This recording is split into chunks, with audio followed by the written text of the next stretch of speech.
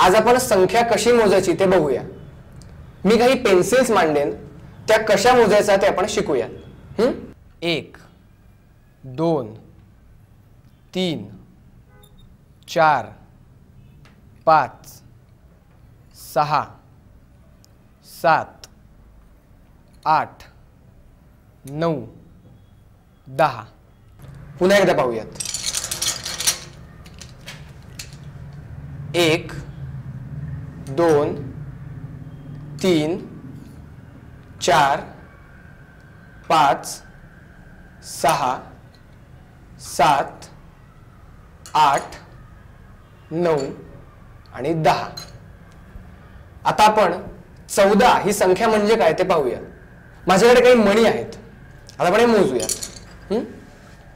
1 2 3 4 5 6 7 8 9 10 11 12 13 14।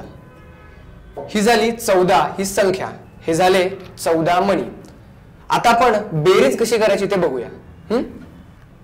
6 अधिक 3। आता 1 2 3 4 5 6 हे झाले 6 मणी। आता अधिक 3 मणी 1 2 3 म्हणजे झाले 1 2 3 4 5 6 7 8 9 म्हणजे 6 अधिक 3 बरोबर 9। अजून एक पाहूयात। 7 अधिक 2। आता 1 2 3 4 5 6 7 आणि हे 2 म्हणजेच 1 2 3 4 5 6 7 8 9 याचा अर्थ 7 अधिक 2 बरोबर 9। आता आपण आडवं गणित कसं सोडवायचं ते पाहूया। 8 अधिक 1 बरोबर किती? आता पेन्सिल घेऊया। 1 2 3 4 5 6 7 8 अधिक 1 म्हणजेच 1 2 3 4 5 6 7 8 9 याचा अर्थ 8 अधिक 1 बरोबर 9। अजून एक बघूया। 4 अधिक 3 बरोबर किती? 1 2 3 4 अधिक 1 2 3 म्हणजेच 1 2 3 4 5 6 7 याचा अर्थ 4 अधिक 3 बरोबर 7। बेरजेचा पहिल्यांदा आपण अर्थ समजावून घ्या। बेरीज म्हणजे समूह मिसळणे, समूहांच्या मध्ये वाढ होणे, म्हणजे याचाच अर्थ मिसळणे, वाढणे, नंतर अजून काहीतरी त्याच्यामध्ये मिळवलं, परत मिळवणं, मिसळणं हे शब्द वापरून आपण व्यवहारामध्ये बेरीज समजावूनच सांगू शकत असतो।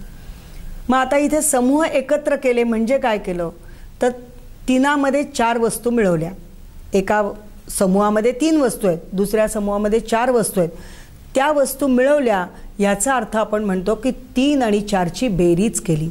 मग बेरीज केल्यावर निश्चितपणे तो समूहातील वस्तूंची संख्या वाढणार आहे, म्हणजे त्याच्यामध्ये वाढ हे अभिप्रेत आहे आणि त्या ज्या नवीन जो समूह तयार होणार त्या समूहाला नाव दिलेलं आहे आणि ते नाव आहे 7। म्हणजे 4मध्ये 3 मिळवले किंवा 3त 4 मिळवले की आपल्याला जे मिळणार आहे तो नवीन समूह, त्या नवीन समूहाचं नाव हे 7 आहे. मग आता मिळवणे या क्रियेतून आपण बेरीज शिकलो, पण आपण असे टप्प्याने गणिताचा भाग केलेला आहे की पहिलीमध्ये आपण 1 अंकी संख्यांची बेरीज, दुसरीमध्ये 2 अंकी संख्यांची बेरीज, तिसरीमध्ये 3 अंकी संख्यांची बेरीज हे आपल्याला अपेक्षित आहे. मग आता 1 अंकी संख्यांच्या बेरजेमध्ये आपण असं लक्षात घेऊयात की 4मध्ये 3 मिळवल्यावर खाली आपण लिहितो आडवी बेरीज, उभी बेरीज, त्याचं उत्तर कुठं लिहायचं आहे म्हणजे बेरजीचं लेखन हे आपण इथे समजावून सांगू शकतो. त्याच्या पुढचा भाग म्हणजे आपण जातो ते 9 अधिक 9 मिळवले. आता 9 अधिक 9 म्हणजे 9मध्ये 9 मिळवल्यावर मात्र वेगवेगळ्या कृतीद्वारे, खेळाद्वारे त्यांना ते मिसळण्याची क्रिया केल्यानंतर आपण त्याला आधी दशकाची ओळख करून दिलेली आहे. ती दशकाची ओळख इथे आपल्याला अभिप्रेत आहे की 9मध्ये 9 सुट्या वस्तूंमध्ये 9 सुट्या वस्तू अजून मिसळल्या की दशकाचा एक गठ्ठा तयार करायचाच, आणि तो केला की त्याच्यामधून जे आपल्याला 18 मिळणार आहेत ते 18 एकत्रित तो 18 म्हणून म्हणेल, पण त्याच्यामधून एक दशकाची माळ तयार करेल आणि 8 हे सुटे राहतील.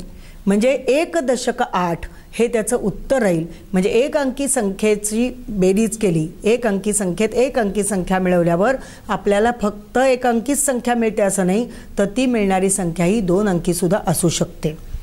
हा बेरजेचा पहिला टप्पा झाला.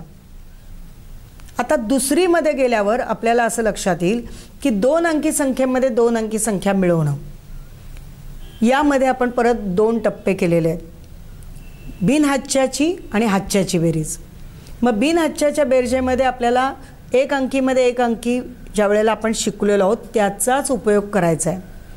मग त्यामध्ये सुट्या वस्तू मिळवल्यावर करण्याच्या ऐवजी दशक आणि एककाची मांडणी करून ते दोन्ही आपण एकत्र करू शकतो. आणि उदाहरणार्थ आपण घेऊयात की 23मध्ये मला 12 मिळवायचे, 23मध्ये 12 मिळवायचे ह्याचा अर्थ 2 दशक 3 एकक, यामध्ये आपण 1 दशक 2 एकक मिळवणार आहोत.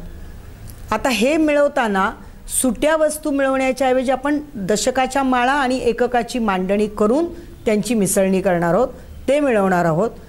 त्याचं लेखन पण त्याचबरोबरीने करून घेणं जरुरीचं आहे की एककाखाली एकक लिहिलं आहे का, दशकाखाली दशक लिहिलं आहे का, हे विद्यार्थ्यांकडून पहिलं नीट त्यांना समजावून पण सांगणं जरुरीचं आहे आणि त्यांच्याकडून ती क्रिया करून घेणं पण जरुरीचं आहे. आणि ज्या वेळेला ही कृतीद्वारे ही बेरीज शिकवायची आहे त्यावेळेला एककात आधी एकक मिळव हे सांगणं खूप जरुरीचं आहे. कारण परत एक आपण समजा उदाहरण घेतलं की मला 29मध्ये 14 मिळवायचे, मग त्यावेळेला एककाखाली एकक लिहिले म्हणजे 9मध्ये 4 मिळवले की 9 आणि 4 केल्यानंतर पहिला एक दशकाचा गठ्ठा बांधायचा आहे आणि मग उरले किती हे सांगायचं आहे. मग तो उरलेले जे आहे 9मध्ये 4 मिळवले म्हणजे एकूण 13 झाले, ते एक दशकाचा गठ्ठा तयार झाला आणि 3 जे उरले ते 3 हा अंक त्या एककाच्या खाली तेवढाच लिहायचा आहे. आणि जो एक दशकाची माळ तयार केलेली आहे म्हणजे वस्तूच्या साह्याने करताना सुद्धा त्याला ती दशकाची माळ ही दशकाच्याच माळेच्या खाली ठेवायला सांगायची. खाली ठेव, वर ठेव, कुठेही ठेव, पण ती त्याच्यात मिसळायची आणि मग ते दशक एकत्र करून ती संख्या त्याला सांगायची. तर हा भाग इथे 2 अंकी संख्यांच्या बेरजेचा खूप महत्त्वाचा आहे आणि त्यासाठी शिक्षकांनी सुद्धा खूप प्रयत्न केले पाहिजेत की ही बेरीज ज्या वेळेला त्यांची अनेक प्रकारच्या कृती देऊन खेळातून पक्की होईल आणि त्याला ती बेरीज स्वतःला समजेल त्यावेळेलाच हे खरं अध्यापन पूर्ण होईल आणि सराव पण त्याच्यावर खूप विविध प्रकारे घेता येतील.